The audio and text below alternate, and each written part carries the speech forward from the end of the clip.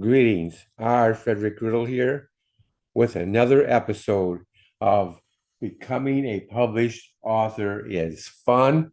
And if that doesn't make any um, sense to you, check out episode 8. Today we are in episode 2552, and our subject is called Loose Ends.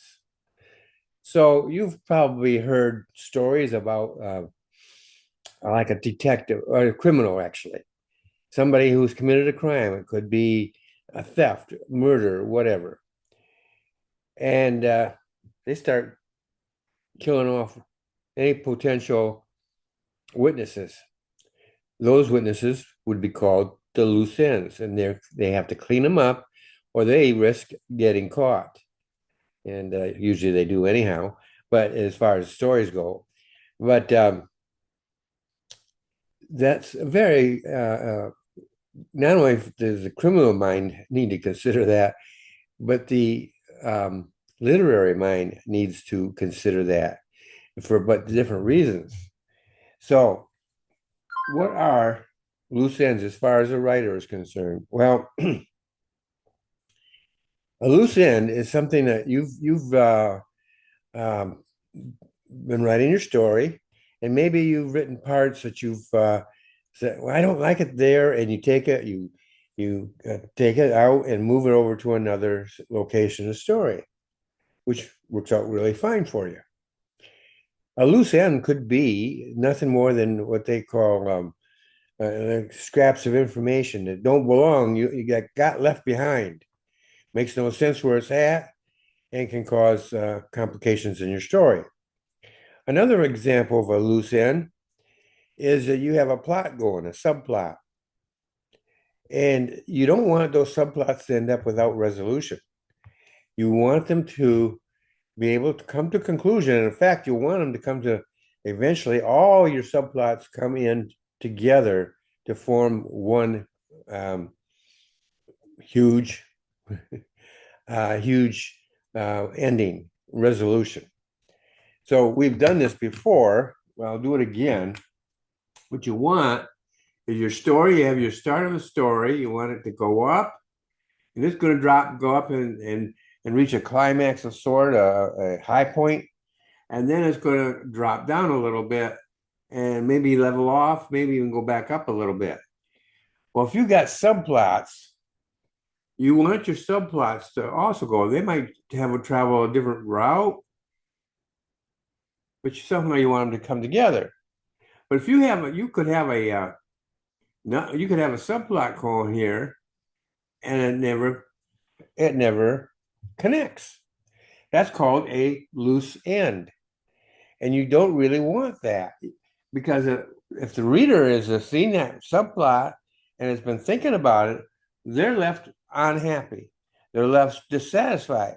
Well, what happened here? What happened? And so you got to watch out for that. You catch up by doing your reading, your editing. And so that is something that is very important because what you want, the result that you want, is a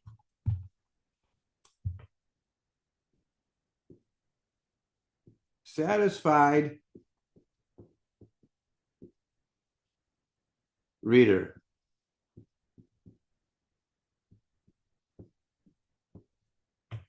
If you don't have a satisfied reader, then if you write another book, they may not buy it simply because you left them unsatisfied with your first one. And you've kind of killed the golden goose, so to speak, at least in that sense. And so you want to have a satisfied reader. And so how do you determine if they're low ends? Well, you've got to do the editing. You go through and you follow it and make sure that all your plots, all your subplots have a satisfying conclusion and a common ending. They all those strings are pulled together into one, like I said, satisfying conclusion. And if you do that, then you got a chance at having a repeat customer, a repeat reader. And so, what I'm encouraging you to do is make sure you do your proper editing. Don't goof off on it. Um, don't be lazy or anything of this nature. You've gone to this much trouble to write your book.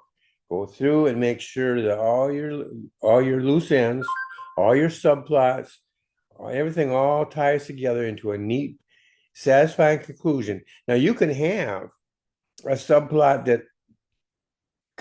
that looks forward, but it still has to connect to some degree, be brought into that final conclusion. You could have, say, uh, maybe some character in there is having has a subplot in their life, and maybe at the very end of the book, they're thinking, "Oh, maybe this might make a difference here," or something. Just some kind of way of tying it in, and maybe tickling the brain, so to speak, uh, the that of the reader, so that maybe they're going to see this go forward, maybe in a future book or something. And so you can do that, but it's still you have that connection, and it makes for a better, smoother, and more satisfying read. Well, I hope this has been helpful to you, and I hope you're writing your book. If you're doing it, whether you're doing it with a coach or you're doing it on your own, you have information here that you can use now. I hope you subscribe to this channel, because when you do, you encourage me to inform you, encourage you, and to inspire you. Well, that's it for today, and I'll see you in the next episode.